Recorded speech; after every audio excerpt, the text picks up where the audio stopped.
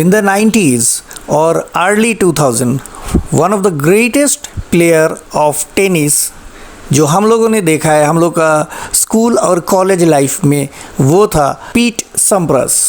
Pete Sampras not only a fantastic tennis player, but also he was sober, he was calm, quiet, और उनका आँख जब भी आप देखेंगे तो ऑलवेज आपको दिखाई देगा एक डिटर्मिनेशन इन हिज आइज़. सो उस टाइम में जितना भी स्कूल या कॉलेज का जो स्टूडेंट्स हम लोग का जैसा था और हम लोग जब टेनिस मैच देखते थे, सो वी ऑलवेज लव पीट सम्प्रस. पीट सम्प्रस ने अप टू 2002 तक टेनिस का सारे रिकॉर्ड तोड़ दिए और वो बन गया था टेनिस हिस्ट्री में सबसे ज़्यादा ग्रैंड स्लैम जीतने वाला प्लेयर. उनका हाथ में था उस टाइम में 14th ग्रैंड स्लैम, जो कि यूएस ओपन था in the year 2002. That is his last grand slam. और उनका पीछे में आप देख सकते हैं हिज आर्क राइवल और his friend you can say Andre Agassi who was behind him. 2002 में 14th ग्रैंड स्लैम जो कि यूएस ओपन सम्प्रास जीतने के बाद 2003 में उन्होंने अपना रिटायरमेंट घोषित कर दिया. उन्होंने यूएस ओपन नहीं खेला. अब सिनेरियो शुरू होता है 2003 से. 2003 से शुरू हुआ रॉजर फेडरर एरा.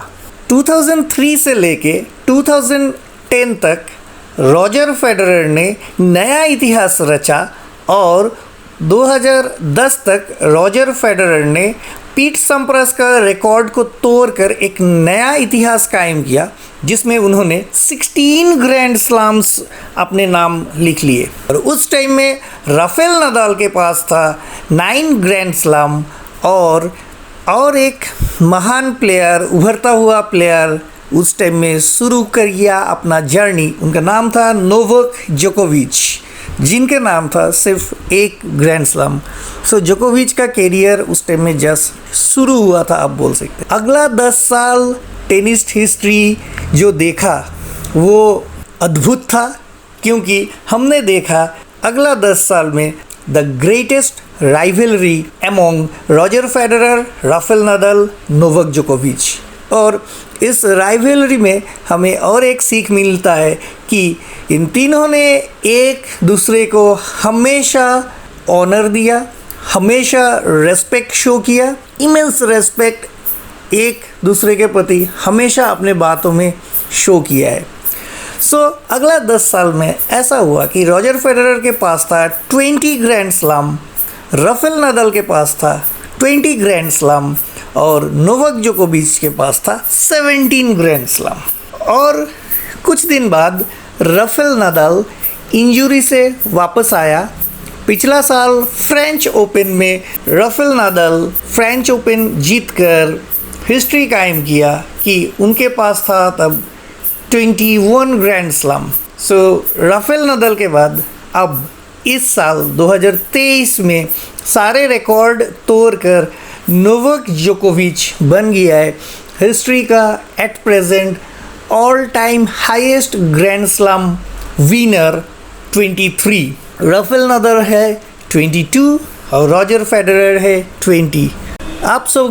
आप सभी के लिए ये 3 प्लेयर का ये जो नंबर ऑफ ग्रैंड स्लैम है ये सिर्फ नंबर लग सकता है, लेकिन to achieve this kind of fit it's impossible, next to impossible.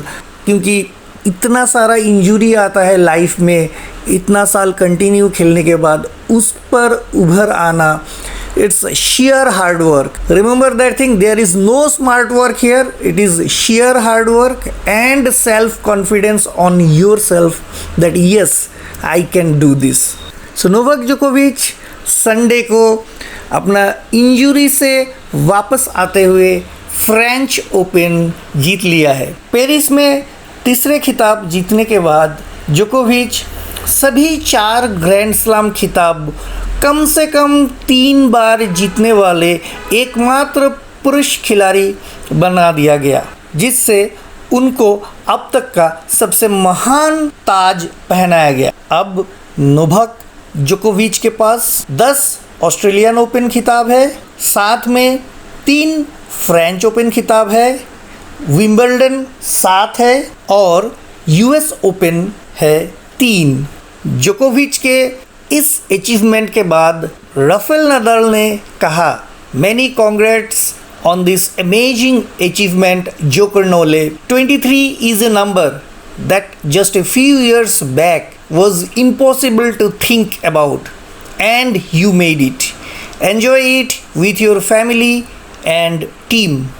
इसका मतलब है इस अद्भुत उपलब्धि के लिए जोकर नोले को बहुत बहुत बधाई। 23 एक ऐसी संख्या है जिसके बारे में कुछ साल पहले सोचना असंभव था और आपने इसे कर दिखाया।